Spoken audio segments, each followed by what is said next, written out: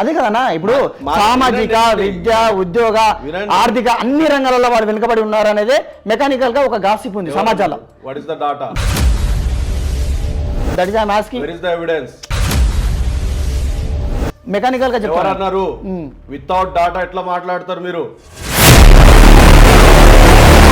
నాకు రేస్ అప్పుడే స్టార్ట్ అయింది, అవును, నీకు రేస్ అప్పుడే స్టార్ట్ అయింది. ఇద్దరం చదువుకున్నది ఒకే దగ్గర, ఇద్దరున్నది ఒకే గుడిసెల్లో, ఇద్దరున్నది ఒకే హాస్టల్లో. నువ్వు ఎందుకు వెనుకబడ్డావు? దాని బాధ్యత నాదా?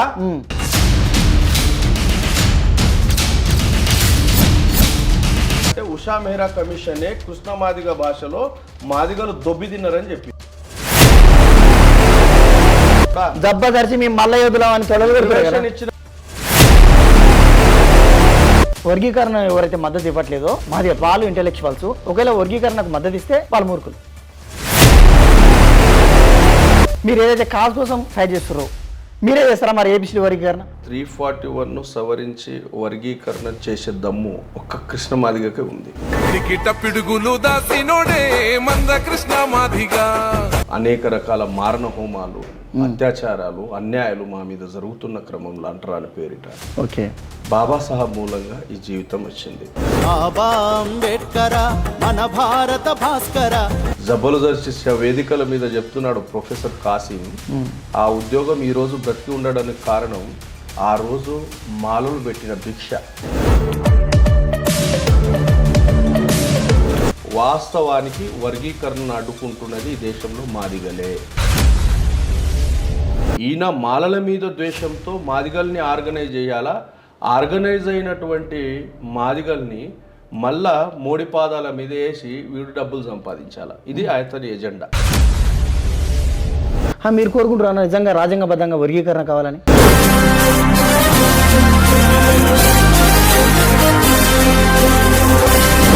ఎందుకు చిచ్చు పెడుతున్నాడు? ఇతను ఆర్ఎస్ఎస్ ద్వారా వచ్చేడు కృష్ణ మాదిగా, రేవంత్ రెడ్డి ఏపీ పోడు, భలే దోస్తానున్నది ఇల్లది. మీ అందరికీ జాతి ముఖ్యమై ఉండదు, కానీ నాకు వీడే ముఖ్యం. ఇప్పుడు నా క్వశ్చన్ ఏంటంటే అమాయక మాదిగల్లారా, ఐ మీన్ మందకృష్ణ ఇలా ట్రాప్ లో ఉన్నారు కాబట్టి మీలాంటి నాయకులు ప్రభావితం చేయొచ్చు కదా మాదిగ సమాజాన్ని. కాబట్టి అంటే నేనేమంటే మీరు లాజిక్ గా మాట్లాడుతున్నారు, మీరు లాజిక్ గా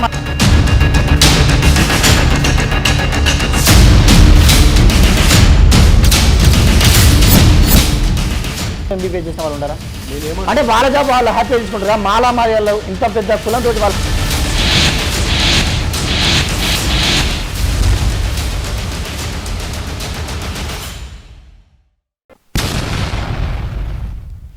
రాజ్యాంగబద్ధంగా ఏబిసిడి వర్గీకరణ జరిగితే ఓకే అంటున్నానా? ఇప్పుడు మందకృష్ణ మాదిగ వల్ల చేత కాదని మీరు చెప్తున్నారు. మీరు పరస్పరం ఆయన పైన దాడి చేసుకోవడం, ఆయన మాల నాయకుల పైన దాడి చేయడం కాదు, మీరు ఏదైతే కాజ్ కోసం ఫైట్ చేస్తారో మీరే చేస్తారా మరి ఏబిసిడి వర్గీకరణ? లేకుంటే మీరు సుప్రీంకోర్టు వరకు వెళ్ళి మోడీ దగ్గరికి వెళ్ళి దిగంబర్ కాంబ్డే అనే వ్యక్తి చేయించగలుగుతాడా వర్గీకరణ? క్వశ్చన్ చెప్తా. ఈ రాష్ట్రంలో 341 సవరించి వర్గీకరణ చేసే దమ్ము ఒక్క కృష్ణ మాదిగకే ఉంది. ఓకే, ఎందుకుంది అంటే ఆయన వెంకయ్యనాయుడు కాళ్ళ మీద పడగలడు, నేను పడలేనండి. మోడీ భుజం మీద తల పెట్టుకొని ఏడవగలడు, నేను ఏడవలేనండి. క్రిస్టియన్ అయి ఉండి తిరుపతి గుళ్ళో వెళ్ళి ఆడ పాదాలు నెత్తి మీద వేసుకొని ప్రదర్శన చేయగలడు, నేను చేయలేనండి. నేను విషయం ఏమంటా అంటే మందకృష్ణకు ఆత్మాభిమానం లేని వ్యక్తి అనుకోవచ్చు, నేనను. మీరు అడిగారు అంటే ఇప్పుడు వయసులో పెద్దలు ఉన్నప్పుడు నమస్కారం అనేది పెద్దలు ఇచ్చిన మా జీవితాలు అంటరాని జీవితాలు. ఓకే, బాబాసాహెబ్ కంటే ముందు మాకు జీవితాలు లేవు ఈ దేశంలో. ఓకే, పశువులకైనా నీటిని ముట్టే హక్కు ఉంది, మాకు లేదు. పశువును నేల మీద స్వేచ్ఛగా నడవచ్చు, నడవలేము, అంటలేము, తాకలేము, తిండి గింజలు లేవు. అనేక రకాల మారణ హోమాలు, అత్యాచారాలు, అన్యాయాలు మా మీద జరుగుతున్న క్రమంలో అంటరాని పేరిట ఓకే బాబాసాహెబ్ మూలంగా ఈ జీవితం వచ్చింది. బాబాసాహెబ్ లేనప్పుడు అంటరాని కులాలకే కాదు, ఈ దేశం ఎస్సీ ఎస్టీ బీసీలు ఊపిరి పీల్చే వాళ్ళు కూడా కాదు. ఓకే, రాజ్యాంగబద్ధంగా ఈ దేశంలో ఉన్న పీడిత కులాలకు హక్కులు కల్పించడంలో ఆయన సర్వం కోల్పోయాడు. ఈరోజు నేను ఈడ కూర్చున్నాను, ఈ అవకాశాలు పొందినా అంటే అతని 4 పిల్లల త్యాగం ఉంది, ఓకే, అతని భార్య త్యాగం ఉంది, అతని జీవితం ధారపోశాడు. అటువంటి మహానుభావుని తీసుకొచ్చి అతని మీద ఆరోపణలు చేస్తాడు వీడు. అటువంటి వ్యక్తికి నేను గౌరవం ఇవ్వాలనా? ఎట్లా ఇస్తాను?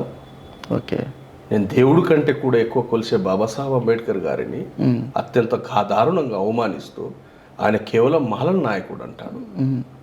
ఆయనకేదో వివక్ష ఉన్నదంట, బయట కూర్చున్నాడంట. 4వ తరగతి చదువు లేని ఒక మూర్ఖుడు ఓకే, అంత ఉన్నత శిఖరాన్ని విమర్శిస్తూ ఉంటే అతను నేనెందుకు గౌరవించాలి? ఏ కారణం చేత గౌరవించాలి? ఏం ఉరగబెట్టిండని గౌరవించాలి? నేను దేవుడిగా కొలిచేటటువంటి ఆ స్థానాన్ని ఆయన అగౌరవపరిచాడు. ఓకే, ఆ బాబాసాహెబ్ను విమర్శించాడు. అటువంటి వ్యక్తికి మీరు గౌరవం అడగడం కూడా కరెక్ట్ కాదు. ఓకే అన్న. రెండవ విషయం, అతనికి ఎందుకు సాధ్యమవుతుంది అంటున్నా అంటే అతను ఆర్ఎస్ఎస్ నుండి నిర్మాణం అయిండు. అది ఆర్ఎస్ఎస్ వాళ్ళు బీజేపీ వాళ్ళు తలుచుకుంటే పార్లమెంట్లో చట్టం అవుతుంది. విశారదన్ వల్ల కాదు, ఓకే, ఆర్ఎస్ ప్రవీణ్ కుమార్ తోటి కూడా కాదు, కదిరి కృష్ణతో కాదు, పిడమర్తి రవితో కాదు, దిగంబర్ కామ్లేతో కాదు, వివేక్ వెంకటస్వామితో కాదు, లేదా ఇతరు ఎవరు చేత కూడా కాదు. ఓకే, కృష్ణ మాదిగ వల్లనే అవుతుంది. ఆయన ఆర్ఎస్ఎస్ ఏజెంట్ కాబట్టి అవుతుంది. బీజేపీ కొరకు పనిచేస్తున్నాడు కాబట్టి అవుతుంది. అది పార్లమెంట్లో అవ్వాలా. పార్లమెంట్లో కాకుండా అయితే మళ్ళా మాదిగ ప్రజలు మోసపోతారు.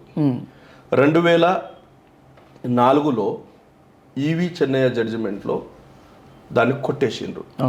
జడ్జిమెంట్ మొత్తం పూర్తయ్యే వరకు జడ్జి ఒక మాట అడుగుతాడు, ఈ 4 సంవత్సరాల్లో అమల్లోకి వచ్చే దాన్ని ఏం చేద్దామని. ఒకవేళ రెట్రోస్పెక్టివ్ అనే పదం వాడి ఉంటే ఆ 4 సంవత్సరాల అమల్లో ఏది వెనకచ్చేది.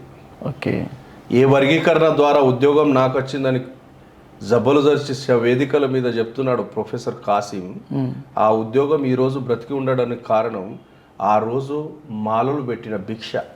ఓకే, అక్కడ ఉన్నటువంటి మాలలు, ఆ కేసులో పార్టీ అయినటువంటి మాలలు ఇచ్చిన వెనక్కి తీసుకోవద్దు, అది అన్యాయం అయిపోతుంది, వదిలేయండి అని అంటే వదిలేశారు.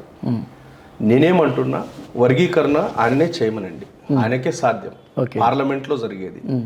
నాకు పార్లమెంట్లో శక్తి లేదు, దేశంలోని అన్ని రాష్ట్రాలను ఒప్పించే శక్తి లేదు. ఆయన మాలల్ని రెచ్చగొట్టడానికి ఆర్ఎస్ఎస్ ఎజెండాలో భాగంగా చేస్తున్నాడు. కానీ వాస్తవానికి వర్గీకరణను అడ్డుకుంటున్నది ఈ దేశంలో మాదిగలే. నాకు తెలిసి ఆ మాదిగలతో ఇండైరెక్ట్ గా మీరు అడ్డుకోండి రాబాయ్, నేను ఈడ చేస్తా, నేను ఈడ దుకాణం నడుపుకోవాలని చెప్తున్నది ఈయననే కావచ్చు అనుకుంటున్నా.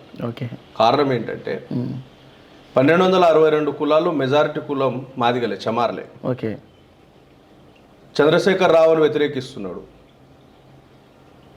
ఆయన మాదిగనే కదా, మాదిగనే కదా. మాయావతి వ్యతిరేకిస్తుంది, మాదిగనే కదా. ఈ దేశంలో ఉన్నటువంటి 7 రాష్ట్రాలు తప్ప మిగతా రాష్ట్రాలు ఒప్పుకోవట్లేదు. మధ్యప్రదేశ్ ఒప్పుకోవట్లేదు, యూపీ ఒప్పుకోవట్లేదు, మిగతా ఏ రాష్ట్రం ఒప్పుకోవట్లేదు. అంటే అక్కడ ఉన్నటువంటి నాయకత్వం మాదిగలేదు కదా, ఓకే, చమారలేదు కదా. అంటే వర్గీకరణను అడ్డుకునేది ఎవరు? మాదిగలు, మాలలు కాదు. ఈయన మాలల మీద ద్వేషంతో మాదిగల్ని ఆర్గనైజ్ చేయాలా, ఆర్గనైజ్ అయినటువంటి మాదిగల్ని మళ్ళా మోడీ పాదాల మీద వేసి వీడు డబ్బులు సంపాదించాలా, ఇది అతని ఎజెండా. వర్గీకరణ జరిగింది అనుకోండి రాజ్యాంగబద్ధంగా, వీడి దుకాణం ఇమ్మీడియట్ బంద్ అవుతుంది. ఓకే, ఈయన ఎవడు దేకడు. మీరు కోరుకుంటున్నారు నిజంగా రాజ్యాంగబద్ధంగా వర్గీకరణ కావాలని? నేను ఒక విషయం చెప్తున్నా, మీకు స్పష్టంగా చెప్తున్నా, వర్గీకరణ చేయడం అనేదే అత్యంత దారుణం, అసమానత్వాన్ని పూర్తి స్థాయిలో స్థాపించబడుతుందని జస్టిస్ చంద్రచూడ్, ఇప్పుడు చంద్రచూడ్ వాళ్ళ నాన్న 1976 ఆ ప్రాంతంలో. అంటే అలాంటప్పుడు మీరు సభలలో రాజ్యాంగబద్ధంగా అయితే ఓకే అని ఎట్లా చెప్తారా? నేను చేసుకోమంటున్నా. ఇప్పుడు నేనేమంటున్నా, పోరాటం రాజ్యాంగబద్ధంగా ఉండాలి. 341 సవరించాలంటే ఇప్పుడు ఏమన్నారు కదా, రాజ్యాంగబద్ధంగా అయినా కూడా రిజర్వేషన్లపై ధ్వంసం చేసే ఒక కుట్ర ఉండబోతుంది అంటారు కదా. ఉన్నప్పటికీ అలాంటప్పుడు రాజ్యాంగబద్ధంగా చేస్తే ఓకే అని ఎట్లా చెప్తారా? ఉన్నప్పటికీ నేనేమంటున్నా అంటే రీజన్ ఇప్పుడు ఇంకా ఒకటి, రాజ్యాంగబద్ధంగా కావాలి అంటే ఎట్లా జరగదు, స్టేట్స్కి పర్మిషన్ ఇచ్చింది కాబట్టి ఇది ఒక మాట చెప్పి మనం దాటుదాం, అడ్డుకున్న వర్గీకరణ అనేది మీకు ఒక దాటే విషయము, మాట్లాడే విషయం నాకు అంటే నేనే ఉంటాను. అంటే మాల నాయకులు ఎవరైనా కూడా ఒకవేళ రాజ్యాంగబద్ధంగా అయినా కూడా దీన్ని అడ్డుకునేవారే అనేది నా క్వశ్చన్ అన్న. ఎవరు అడ్డుకోలేరు. ఆ. ఇన్ని సవరణలు జరిగి అంటే అడ్డుకునే సామర్థ్యం లేకపోవచ్చు, కానీ మనసులో మాత్రం అడ్డుకోవాలనే ఆలోచనతో ఈ దేశంలో ఇన్ని సవరణలు జరిగినాయి. అడ్డుకున్నారా? రాజ్యాంగంలో సవరణ చట్టం ఉంది. సవరణ చట్టం ప్రకారం పార్లమెంట్లో మెజారిటీ ప్రజలు కలిసి, మెజారిటీ పార్లమెంటోరియన్స్ కలిసి దాన్ని సవరిస్తారు. అది రాజ్యాంగ ప్రక్రియ. ఓకే. కాబట్టి దాన్ని ఈ దేశంలో ఉన్న ఎవరూ అడ్డుకోరు, మాలలు కూడా అడ్డుకోరు. ఓకే. నేను చెప్పేది కూడా అదే. రాజ్యాంగబద్ధంగా చేస్తానంటే దానికి ఒక ప్రక్రియ ఉంది. 50% రాష్ట్రాల అసెంబ్లీలో బిల్లు ఆమోదించుకో, 2 ఉభయ సభల్లో ఆమోదించు, పార్లమెంట్ ద్వారా నువ్వు చేసుకో. ఈ గొడవ ఉండదు, లొల్లు ఉండదు. లేదు దీనికి రెండవ పరిష్కారం, ఒకవేళ మాదిగ నాయకత్వం ముందరు కదిలితే, రేవంత్ రెడ్డి చేస్తా అని ఇంట్రెస్ట్ చూపిస్తున్నాడు కదా. అవును, రేవంత్ రెడ్డి ఇంట్రెస్ట్ గురించి నేను మళ్ళీ మాట్లాడతాను. కానీ ఈ రాష్ట్రంలో 22% ఎస్సీలు ఉన్నారు. ఓకే. 15% రిజర్వేషన్ ఉంది. ఇంకా ఎంత శాతం పెరగాల? 7%. 22% రిజర్వేషన్ పెంచుదాం. తమిళనాడు తరహాలో వాళ్ళు ఏం చేశారు, 3% రిజర్వేషన్ 15 నుండి 18% ఇచ్చారు. 3% ఏం చేశారంటే అత్యధికంగా వెనుకబడినటువంటి ఎస్సీ కులాలకు ప్రియారిటీ ఇచ్చేశారు, వాళ్ళకి అవి. దానితో పాటు ఈ 15%లో కూడా వాళ్ళకి హక్కు ఉంటుంది. ఇప్పుడు పెంచేటటువంటి 7%ను వెనుకబడినటువంటి కులాలకు ఇచ్చేస్తూ మిగిలిన 15% కూడా వాళ్ళకు వాటా దక్కేటట్టు చేస్తే గొడవ ఎందుకు ఉంటుంది? ఇది కృష్ణమాదిగకు తెలియదా? తెలుసు. కానీ అతని ఎజెండా గొడవ పెట్టాలి, అతని ఎజెండా సమాజాన్ని విభజించాలి, అతని ఎజెండా మాలమాదిగలు రాజకీయంగా ఐక్యం కాకూడదు. అది పాలక కులాల ఎజెండా, అది బీజేపీ ఎజెండా, అది ఆర్ఎస్ఎస్ ఎజెండా.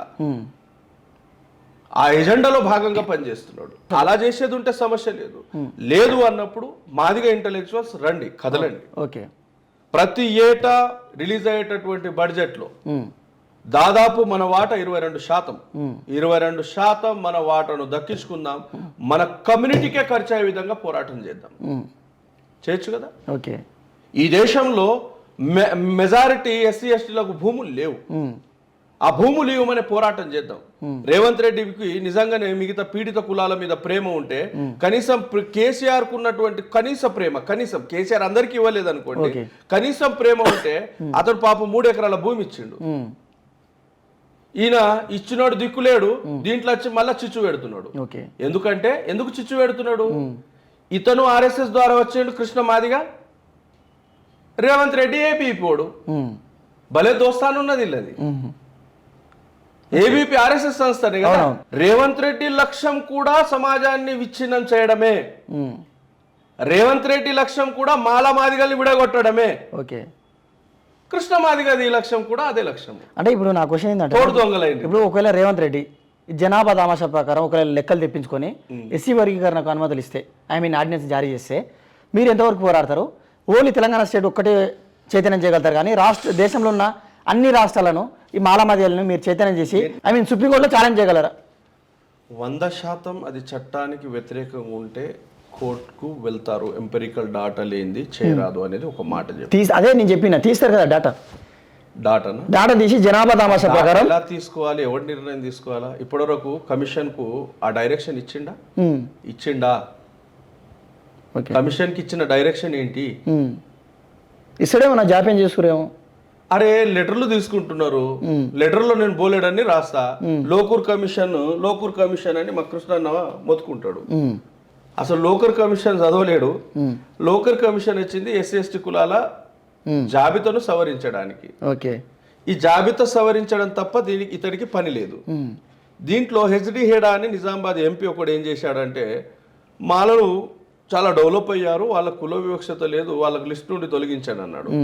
ఇంకోడు ఏపీకి చెందినటువంటి ఎంపీ అంజనప్ప, అతనేం చేశాడు, మోచులు అంటే మన ఆరోగ్య శాఖ మంత్రి ఉన్నాడు చూడండి, దామోదర్ రాజనరసింహ, ఆ కులం ఫార్వర్డ్ కులము, వాళ్ళకు అంటరానితనం లేదు కాబట్టి వాళ్లకు జాబితా నుండి తొలగించమన్నాడు. ఈయన ఏమన్నాడంటే, నాకు ఈ 2 రిప్రజెంటేషన్స్ వచ్చినాయి, నా పని అది కాదు కాబట్టి వీటిని రిజెక్ట్ చేస్తున్నాను రాశాడు. రైట్. ఇప్పుడు ఈ కమిషన్ రిపోర్ట్ లో ఏమైతుంది, దిగంబర్ కామ్లో ఒక రిపోర్ట్ ఇస్తాడు, మీరు ఒక రిపోర్ట్ ఇస్తాడు. ఇది రిపోర్టా? సుప్రీంకోర్టు రిపోర్ట్ అడిగిందా? సుప్రీంకోర్టు ఏం అడిగింది? ఎంపికల్ డాటాను శాస్త్రీయంగా సేకరించన్నది. ఓకే, అది చేసిందా కమిషన్? చేయలేదు. చేయనప్పుడు సుప్రీంకోర్టు డైరెక్షన్ వ్యతిరేకించినట్టు కదా. సుప్రీంకోర్టు డైరెక్షన్ వ్యతిరేకిస్తే అదే సుప్రీంకోర్టు కొట్టేస్తుంది బై డిఫాల్ట్ గా. ఇక రెండవది నేను క్లియర్ గా ఆర్గ్యుమెంట్ ఏం చేస్తున్నా అంటే, ఆర్టికల్ 338 క్లాస్ 9 ప్రకారము మీరు వెళ్ళలేదు కాబట్టి రేపు జాతీయ ఎస్సీ కమిషన్ దీన్ని రిజెక్ట్ చేస్తుంది. మళ్ళా మాదిగలు అటే వెళ్ళిపోతారు. కాబట్టి ఈ వర్గీకరణ అనే అంశము చట్టబద్ధంగా కృష్ణ మాదిగ ఒక్కడే చేయగలడు. ఆయన ఒక్కడే అందరి కాళ్ళ మీద పడగలడు. ఆర్ఎస్ ప్రవీణ్ కుమార్ గారికి వెంకయ్యనాయుడు కాళ్ళు పట్టమనండి, పడతాడా? విశారదన్ మహారాజ్కు పట్టమనండి. వాళ్ళు ఆత్మగౌరవంతో బ్రతికే వాళ్ళండి. ఆత్మగౌరవం లేని వాళ్ళే ఆ పనులు చేస్తారు. ఓకే, కాబట్టి ఆయన ఇప్పుడు నా క్వశ్చన్ ఏంటంటే, అమాయక మాదిగల్లారా, మీరు మందకృష్ణ మాదిగ ట్రాప్లో ఉన్నారు, మందకృష్ణ ఏలియా ట్రాప్లో ఉన్నారు కాబట్టి బయటికి రండి అని చెప్తారు కదా. మరి మీరే అంటే మీలాంటి నాయకులు ప్రభావితం చేయొచ్చు కదా మాదిగ సమాజాన్ని. నేను 100% అన్ని సభల్లో దీంట్లో ఉన్నటువంటి లీగల్ పాయింట్స్ ఏంటి, దీంట్లో ఉన్నటువంటి మిగిలిన పాయింట్స్ ఏమిటి, సామాజిక రాజకీయ అంశాలు ఏమిటి, ఆర్థిక అంశాలు ఏమిటి, వీటన్నిటి చెప్పిన. ఒకవేళ నేను చేయమంటే ఈవి చెన్నై జడ్జిమెంట్లో ఒక క్లారిటీ ఇస్తున్నారు. సపోజ్ ఒక కులం వెనుకబడ్డది అని దాన్ని వర్గీకరించినట్లయితే అన్ని కులాలకు న్యాయం ఎట్లా జరుగుతుంది? రెల్లి కులంలో ఇంజనీరింగ్ చదివినటువంటి వాళ్ళు ఇద్దరే ఉన్నారనుకోండి, లేదా లేరు అనుకోండి. ఓకే, ఇంజనీర్ పోస్ట్ పడ్డది. ఇప్పుడు రెల్లి కులాలకు న్యాయం జరుగుతుందా? ఓకే, డక్కలి కులస్తుడు ఎంబీబీఎస్ చదివలేడు, రేపు మెడికల్ ఆఫీసర్ పోస్ట్ పడ్డది, వాళ్ళకి న్యాయం జరుగుతుందా? దీని బాధ్యత ఎవడు వహించాలా? కాబట్టి నేనేమంటే మీరు లాజిక్ గా మాట్లాడుతున్నారు, మీరు లాజిక్ గా మాట్లాడుతున్నారు. ప్రాక్టికల్ గా తీసుకుంటే నిజంగా రెల్లి క్యాస్ట్ 1% ఉందన్నా, 1% ఉంది. 1% లా నిజంగా ఒక 10ల సంఖ్యలో ఇంజనీర్ చేసిన వాళ్ళు ఉంటారా? 10ల సంఖ్యలో ఎంబీబీఎస్ చేసిన వాళ్ళు ఉంటారా? అంటే వాళ్ళ జాబ్ వాళ్ళు హ్యాపీగా తీసుకుంటారు కదా. మాలా మాదిగల్లో ఇంత పెద్ద కులంతో వాళ్ళు కొట్టాడుకుంటా పాపం వాళ్ళ వాట వాళ్ళు హ్యాపీగా తీసుకుంటారు కదా, వాళ్ళకు న్యాయం జరుగుతుంది కదా. వాళ్లకు న్యాయం జరగడానికి కోర్టు ఆ రోజు డైరెక్షన్ ఇచ్చింది. కృష్ణ మాదిగకు నిజంగా పీడిత కులాల మీద ఆలోచన ఉంటే, వాళ్ళ సంక్షేమం గురించి ఆలోచిస్తే ఏమన్నది కోర్టు అంటే, వాళ్ళ చదువుకు ఉన్నటువంటి ఆటంకాలు ఏమిటి, వాళ్ళకున్నటువంటి సమస్యలు ఏమిటి, ఆ సమస్యల మీద గవర్నమెంట్తో కలిసి పోరాటం చేయండి, వాళ్ళని ఎడ్యుకేట్ చేయండి, వాళ్ళకు ప్రాపర్గా కోచింగ్ ఇన్స్టిట్యూట్ను నిర్మాణం చేయండి. నేను ఒక విషయం చెప్తానండి. ఇప్పుడు మీరు అంటున్న మాటకు ఒక ఎగ్జాంపుల్ చెప్తా.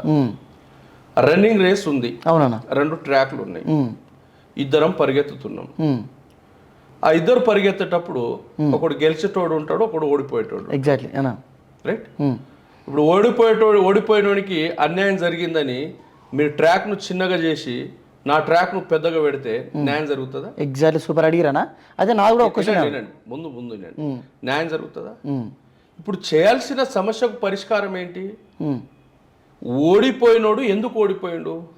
ఆయన పౌష్టికాహారాలు ఏమి ఉందా, సరైన కోచింగ్ లేదా, ట్రైనర్ సరిగ్గా కోచింగ్ ఇవ్వలేదా, లేదా షూస్ ఉన్నాయా లేవా, ఆహారం తిండి గింజలు ఉన్నాయా లేవా, పాలు తాగుతున్నాడా లేదా, గుడ్లు తింటున్నాడా లేదా, అవన్నీ పరిగణలోకి తీసుకొని ఆయనకు సరైన పోషక ఆహారాలు ఇచ్చి మంచి ట్రైనర్తో ట్రైనింగ్ ఇచ్చి నాతో పోటీ పెట్టినట్లయితే 100% ఇద్దరు అదే వేగంతో ఇది చేస్తారు, అప్పుడు గెలిపోవటం. లేదు ఇతను వెనుకబడ్డాడు, ఇతను ఓడిపోయాడు కాబట్టి ఇతను ట్రాక్ను చిన్నగా చేద్దామనే విషయం అదే. అయితే అన్న మీ వర్షన్ చెప్పారు, నా వర్షన్ కూడా వినాలన్న. అదే రన్నింగ్ రేస్లో అండర్-14 ఉంటుంది అన్న. అండర్-14లో అండర్-18 తీసుకొస్తే వాడే ముందు వస్తాడు. అదే అండర్-18లో తీసుకుపోయి అండర్-14 పెడితే వాడు వస్తాడా? మీరు ఆ లాజిక్ మాట్లాడితే చెప్పండి అన్న. ఆ లాజిక్ మాట్లాడితే మీరే ముందు మాట్లాడారు కదా. లాజిక్ మాట్లాడితే ఇప్పుడు అండర్-18 లాంటి వాళ్ళు మాలలు, అండర్-14 లాంటి వాళ్ళు మాదిగలు. అది చెప్తా. ఎందుకు అండర్-14లో పోయిన మీరు? అదే కదన్నా. ఇప్పుడు సామాజిక, విద్య, ఉద్యోగ, ఆర్థిక అన్ని రంగాలలో వాళ్ళు వెనుకబడి ఉన్నారు అనేది మెకానికల్ గా ఒక గాసిప్ ఉంది సమాజంలో. What is the data? That is I am asking. Where is the evidence? Mechanical గా చెప్తున్నారు. వితౌట్ డాటా ఎట్లా మాట్లాడతారు మీరు? సైంటిఫిక్ గా చెప్పట్లేదు కదా, మెకానికల్ గా చెప్తున్నా. మెకానికల్ గా నేను ఆ వర్డ్ యూజ్ చేసిన మెకానికల్ గా చెప్తున్నా. నేనేమంటున్నా, నాకు రేస్ అప్పుడే స్టార్ట్ అయింది, అవును. నీకు రేస్ అప్పుడే స్టార్ట్ అయింది. ఇద్దరం చదువుకున్నది ఒకే దగ్గర, ఓకే. ఇద్దరున్నది ఒకే గుడిసెల్లో, ఇద్దరున్నది ఒకే హాస్టల్లో. నువ్వు ఎందుకు వెనకబడ్డావు? ఓకే. దాని బాధ్యత నాదా? దాని బాధ్యత నీది. నువ్వు వస్తున్న కల్చర్ది. అప్పుడు దాని బాధ్యత నువ్వే వహించాలి తప్ప నేనెట్లా వహిస్తా? నేను కష్టపడ్డా, ఓకే, నేను కష్టపడ్డా, నా కష్టాన్ని గౌరవించి నేను అవకాశాలు దక్కించుకున్నా. నువ్వు ఇప్పుడేమంటున్నావు? నీకు శాత కాకపోతే నువ్వు దోచుకున్నా అంటావా? ఓకే. నీ శాతగానితనం ఎదుటోడు దోచుకున్నట్టు తనం అవుతుందా? ఓకే. కమ్యూనిటీ ఒకటి ఎందుకు వెనుకబడ్డది? అతని కులవృత్తి ఉందా? అంటే వెనుకబడ్డాని చెప్తున్నారు. మీరు ఏమన్నా మెకానిక్ దక్కించుకున్నావు అని అంటున్నారు. మెకానిక్ గా అడుగుతున్నందుకు మెకానిక్ గానే సమాధానం. మాదిగలు వెనుకబడ్డారని ఇండైరెక్ట్ గా మీరు ఒప్పుకుంటారు. అరే మాదిగలే ఎక్కువ డెవలప్. ఇప్పుడు మీరు ఏమంటే మీరు చదువురి, మీరు కూడా దక్కించుకోరు అంటే మీ ముందర ఉన్నానే కదా అన్న. రాజకీయాలకు నేను డాటా ఇచ్చిన, సింపుల్ డాటా ఏమి ఇచ్చిన అంటే ఉషా మెహ్రా కమిషనే కృష్ణ మాదిగ భాషలో మాదిగలు దొబ్బి తిన్నారని చెప్పింది.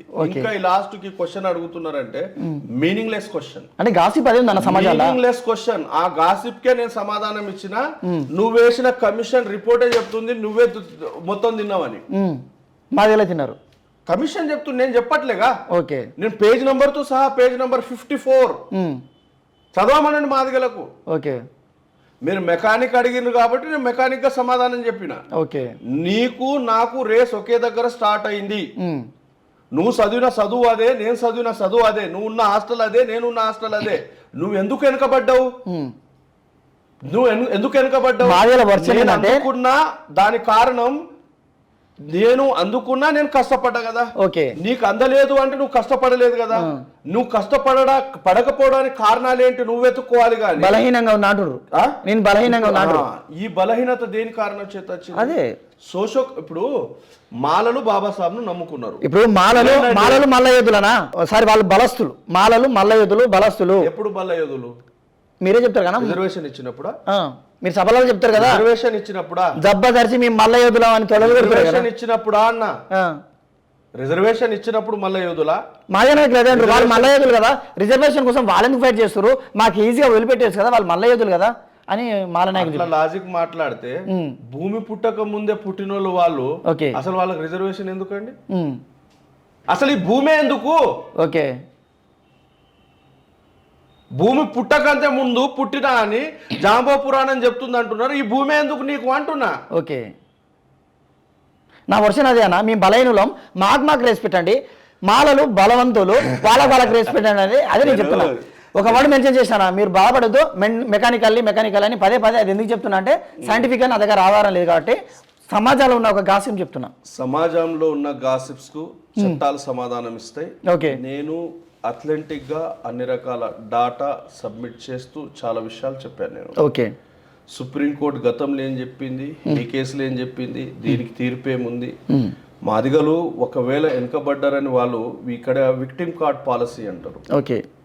విక్టిమ్ కార్డ్ పాలసీ అంటే దోచుక తిన్నోడే దొంగనే దొంగ దొంగ దొంగ అని అరుస్తారు చూడండి.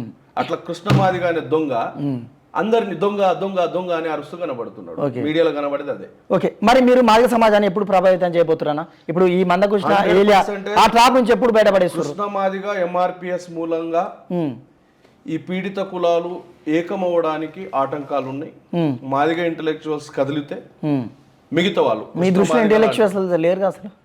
ఉన్నారు, ఎందుకు లేరు? అంటే చదువుకోలేదు. IPS officer RS Praveen Kumar లేడా? ఓకే. మంచి రీసెర్చ్ వర్క్ చేసి జాతిని ఒక కల్చరల్ చేంజెస్ తెచ్చే ప్రయత్నం చేస్తున్న విశారదన్ మహారాజ్ లేడా? మనువాదుల గుండెల్లో రైళ్లను పరిగెత్తించే కదిరి కృష్ణ లేడా? ఓకే. లేడా?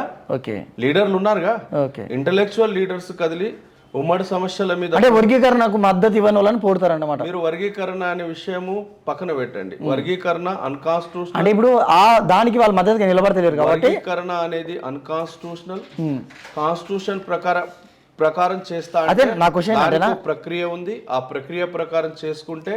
మీ దృష్టిలో వర్గీకరణ ఎవరైతే మద్దతు ఇవ్వట్లేదో మాదిగలు, వాళ్ళు ఇంటెలెక్చువల్స్, ఒకవేళ వర్గీకరణకు మద్దతు ఇస్తే వాళ్ళు మూర్ఖులు.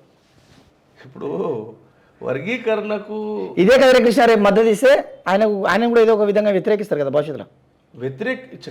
కదిరి కృష్ణ ఆర్ఎస్ ప్రవీణ్ కుమార్ సార్ ఒకవేళ మద్దతు ఇస్తే ఆయన వ్యతిరేకిస్తారు కదా భవిష్యత్తులో. లాజిక్ పాయింట్ లో వస్తే దాని లేదా ఇంటర్వ్యూ మళ్ళీ తర్వాత కూడా ప్లే చేస్తాం. ఎందుకంటే మీరు ఏదైనా సభలో భవిష్యత్తులో ఆర్ఎస్ ప్రవీణ్ కుమార్ సార్ని కూడా వ్యతిరేకించే రోజు వస్తుంది పక్క.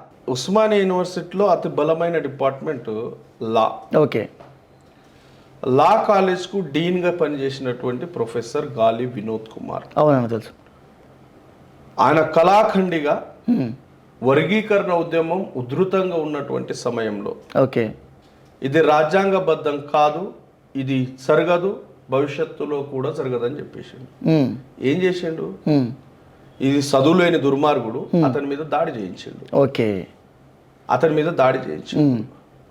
అప్పుడు మిగిలిన మాదిగ కమ్యూనిటీలో ఉన్నటువంటి లీడర్స్ బై డిఫాల్ట్గా అతడి విషయంలో స్తబ్దంగా ఉన్నారు. ఓకే. స్తబ్దంగా ఉన్నారు. ఇప్పుడు కమ్యూనిటీ యొక్క ఇంట్రెస్ట్ మేరకు ఏం ఇంట్రెస్ట్ ఉంటుంది? మెజారిటీ ప్రజలు కృష్ణమాదిగా ట్రాప్లో పడ్డారు. ఓకే. ట్రాప్లో పడ్డప్పుడు వర్గీకరణ జరుగుతుందా జరగదా వాళ్ళకి తెలియదు, కానీ ఒక కులం మీద ద్వేషంతో సమాజాన్ని ఆయన యాక్టివ్ చేసిండు. కాబట్టి ఇప్పుడు ఒకవేళ విశారదన్ మహారాజ్ వర్గీకరణ జరగదని అంటే అతని కమ్యూనిటీలో అతన్ని వ్యతిరేకించే వాళ్ళు ఉంటారు. కాబట్టి ఆయన అతను నోరిప్పాడు. ఆర్ఎస్ ప్రవీణ్ కుమార్ ఒక ఐపీఎస్ స్థాయి అధికారి కాబట్టి అతనికి కూడా రాజ్యాంగ విలువలు తెలుసు, జరగదనేది కూడా తెలుసు, సుప్రీంకోర్టు ద్వారా వచ్చి రేపు సుప్రీంకోర్టు ద్వారా కొట్టేయబడుతుందని కూడా తెలుసు. ఇప్పుడు ప్రవీణ్ కుమార్ నోరెప్పితే అక్కడ అతనికి ఉన్నటువంటి అతని వెనకాల ఉన్నటువంటి మాదిగ సమాజం అతన్ని వ్యతిరేకిస్తున్నాడనే కారణం చేత అతను కూడా వ్యతిరేకించకపోవచ్చు. అంటే ఇవన్నీ ఫ్యాక్టర్స్. నేను ఏమంటానంటే నా క్వశ్చన్ ఒక క్లియర్గా దీనికి ఆన్సర్ చెప్పాలి మీరు. భవిష్యత్తులో విశారదన్ మహారాజ్ గారిని లేకుంటే ఆర్ఎస్ ప్రవీణ్ కుమార్ సార్ కానీ ఒకవేళ ఎస్సీ, మీరే చెప్పారు రాజ్యాంగబద్ధంగా విలువలు తెలిసిన వాళ్ళకి అన్నీ తెలుసు, వాళ్ళు ఐపీఎస్ ప్రొఫెసర్లు కాబట్టి అన్నీ తెలుసు అంటారు. ఎస్సీ వర్గీకరణ కరెక్టే అని అంటే మీరు కూడా వారి బాటలు నడుస్తారా? ఇప్పుడు మీరే చెప్తురుగా లాజిక్ సరిపోదు. ఎందుకు రాజ్యాంగ విలువలు వాళ్ళకి తెలుసు, అన్నీ తెలిసే కాబట్టి వాళ్ళు ఎందుకు వర్గీకరణ చేయాలనే దానికి వాళ్ళు ఆన్సర్ చెప్పారు అనుకున్నా, అప్పుడు మీరు కూడా మద్దతు ఇస్తారా? మీరు లాజిక్ ను ప్రూవ్ చేయడానికి ఏదేదో ఒర్రుతే జర్నలిజం కాదు. చదువుకున్నోడు ఇది తప్పు అన్న తర్వాత, చదువుకున్నోడికి ఇది పెండ అని అన్న తర్వాత పెండ కాబట్టి నేను తింటా అని అన్నాడు. ఒకవేళ అంటే దుర్మార్గుడు అంట. ఎట్లా అంటారా? ఆయన ఐపీఎస్ కదా, ఆయనకు అన్ని తెలుసు అంటారా మీరు?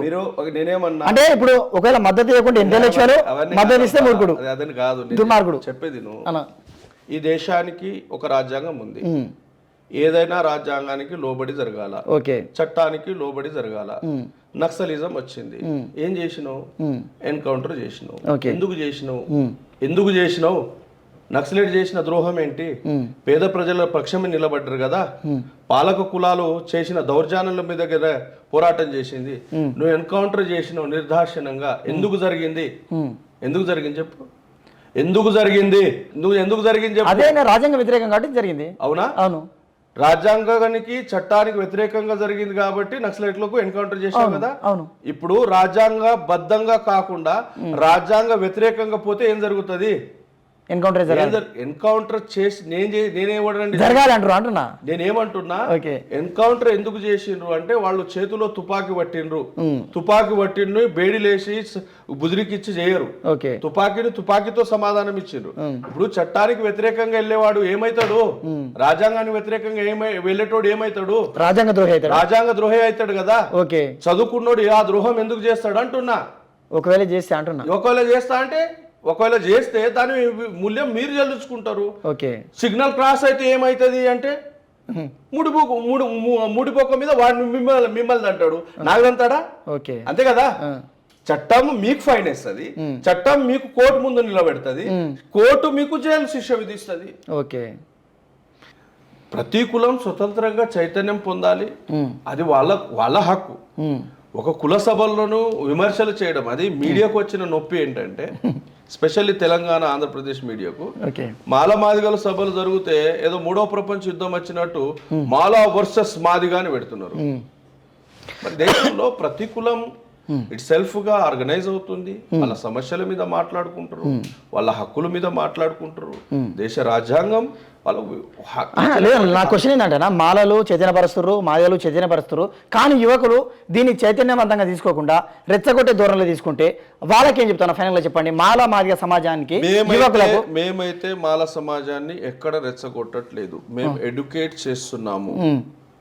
మాదిగలను మేము ఎక్కడ దూషించట్లేదు. ఓకే అన్న. అతడు నిర్మాణం చేసినటువంటి ప్రశ్నలకు సమాధానం మాత్రమే ఇస్తున్నాం తప్ప మాదిగల మీద ద్వేషిస్తూ మేము ఎక్కడ రాలే. మేము మాదిగల్ని సైకోలు అనలేదు, ఓకే, మాదిగల్ని మనువాదులు అనలేదు, మాదిగలది వన్ సైడ్ లవ్ అనలేదు, ఓకే, లేదా మాదిగలు అందరూ కలిసి ఇది చేస్తున్నారు అనలేదు. కృష్ణ మాదిగలాగా మేము నీతిహీనులం, జాతిహీనులం, నిజాయితీహీనులం మేము మాత్రం కాదు. మేము నీతిమంతులం. మేము మా జాతి చైతన్యం కొరకే పనిచేస్తాం. ఈ దేశంలో ఉన్నటువంటి పీడిత కులాల హక్కుల గురించి పనిచేస్తాం. ఓకేనా. అది ఏ కులమైనా ఏ మతపోడైనా రాజ్యాంగబద్ధంగా అతడికి అన్యాయం జరిగినట్లయితే డెఫినెట్గా దాని మీద మేము పోరాటం చేస్తాం. Thank you. Thank you.